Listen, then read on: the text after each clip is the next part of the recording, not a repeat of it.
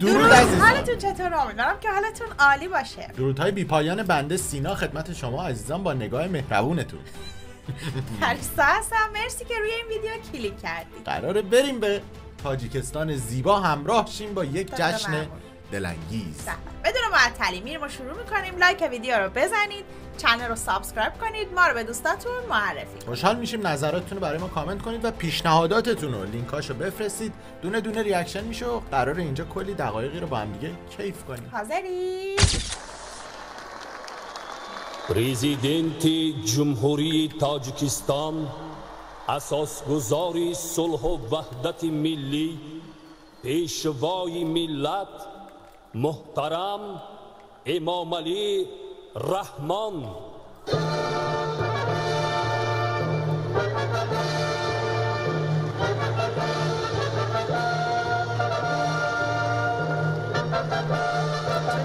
جمعیت رو ببین.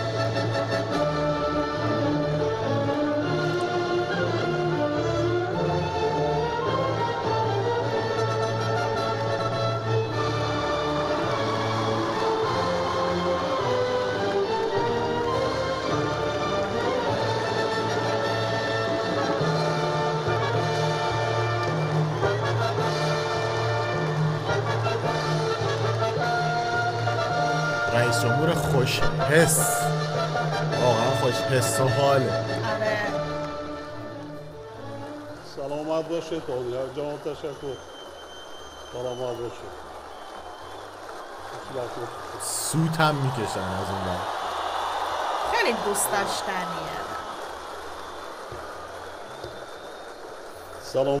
به خاطر این بودش قبل از اینکه بخواد سلام کنه و شروع کنه، به خاطر همون صفتایی بود که اولش گفت. چون واقعا انتخاب مردم، واقعا نماد صلح و آرامش تو کشور و به خاطر همین همه دوستش دارن. وگرنه شاید خیلی جمعایی مثلا رئیس جمهورهای دنیا بتونن جمع شن توی یک مثلا استادیوم، از اینم بیشتر جمعیت جمع شه تو کشورهای دیگه. آره به زور مثلا سربازا رو از پادگانای نظامی میبرن و ولی این واقعیه دیگه، داریم میبینید. آره از لبخندشون معلومه. هموطنان عزیز، حاضرین گرامی، همه شما را به افتخار یکی از جشن‌های مقدس و مبارک ملی امان نوروز که تجلیل آن چند روز این جانب در کشور بی‌شناسای ما ادامه دارد، بار دیگر تبریک گفته به خانه‌داری هر یک شما سلامتی و خوشبختی، اقبال بلند و فیض و برکت نوروزی آرزو می‌نمایم. اقبالی بلند. همچنین میهمانان گرامی را از جمهوری برادری ازبکستان، رهبران جمعیت‌های تاجیکان و نمایندگان کورپس‌های دیپلماتی مقیم تاجیکستان را به تنتنه امروزه خوش آمدید گفته از صمیم قلب تبریک و تهنیت میگویم.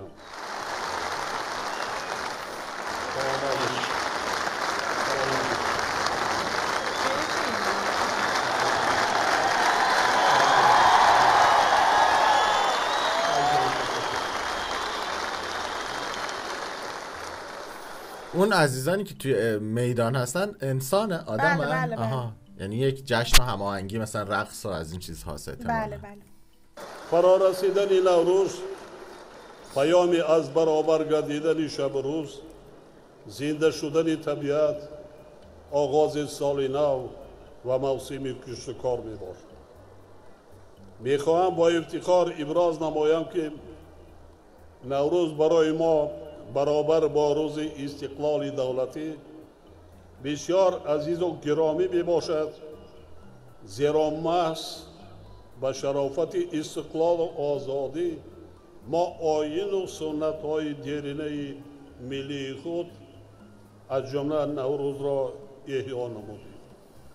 دیگر اینکه استقلال همچون هدیه سرنوشت ملت و نوروز چون شاهستون تاریخی پر افتخار تاجیکان در یک جایگی پیوندگری نسل‌های امروز آینده با رسم و آیین و سنت و عنعنه‌های گذشتگان نیکنام ما می‌باشد.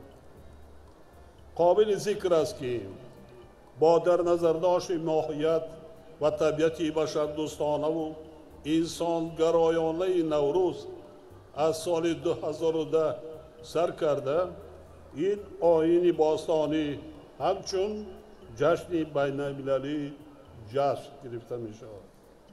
یعنی با جهانی شدن جشن نوروز رسالت و نقش آن در سمت گسترش همکاری و تبادل فرهنگ ها، حسن تفاهم بین ملت ها و تحکیم صلح و ثبات در میان خلق های عالم باز هم تقویت پیدا نمود.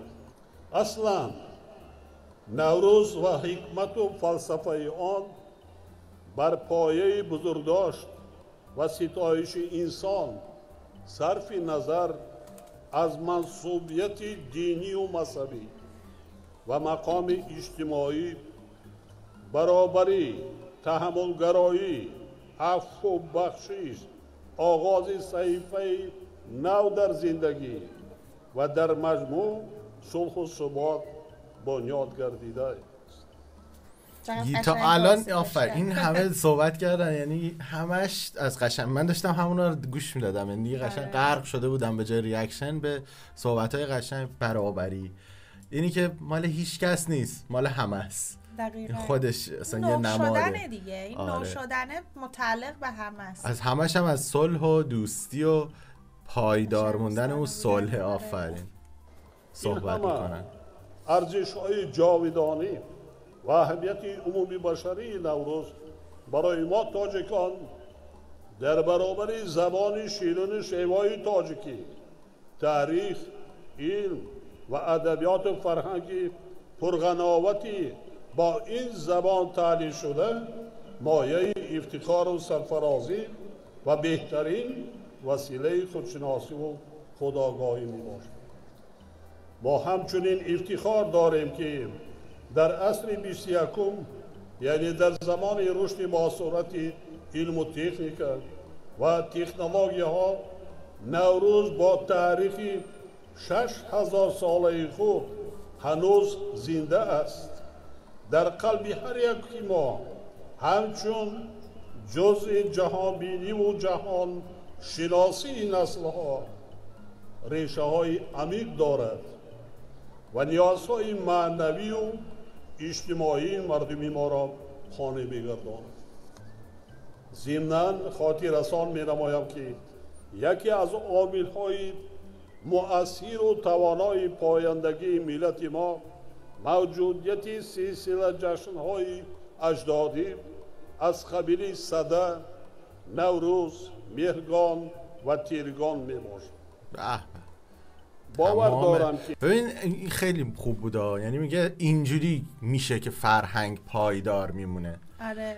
باید بزرگ داشت بشه اون چیزی که تو تاریخه و اون چیزی که میدانیم درسته، قشنگه، واقعیه، حس خوب میده به همه مردم. یعنی همش جشناییه که در جهت شادی عمومی مردمه.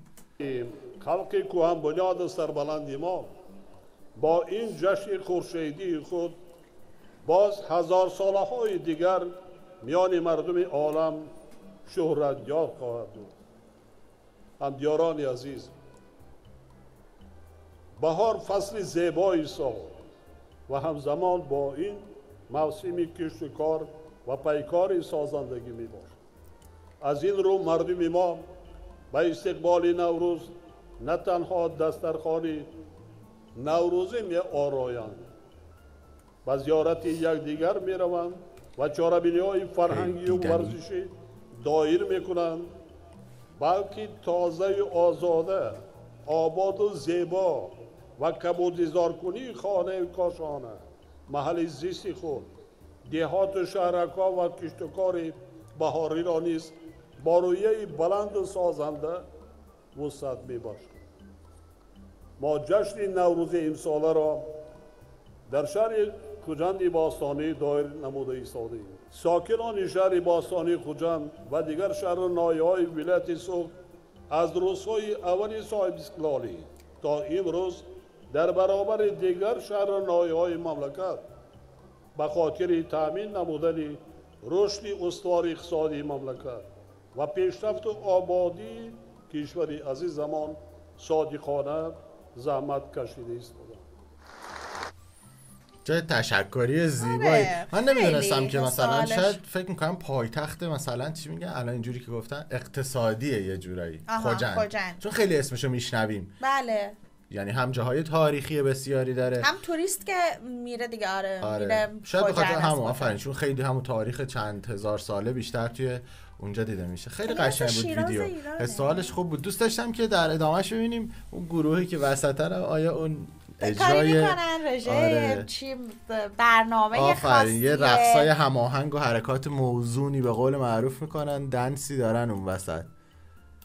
ولی نه تو این ویدیو شامل نمیشه. خیلی سخنرانی کامل و قشنگی است که به هر سال قابل تعمیمه، یعنی هیچ فرقی نمیکنه در کدام نوروز باشه، مثلا 1400 و 1400 و 100 1400 هم مگه داریم، یعنی 1500.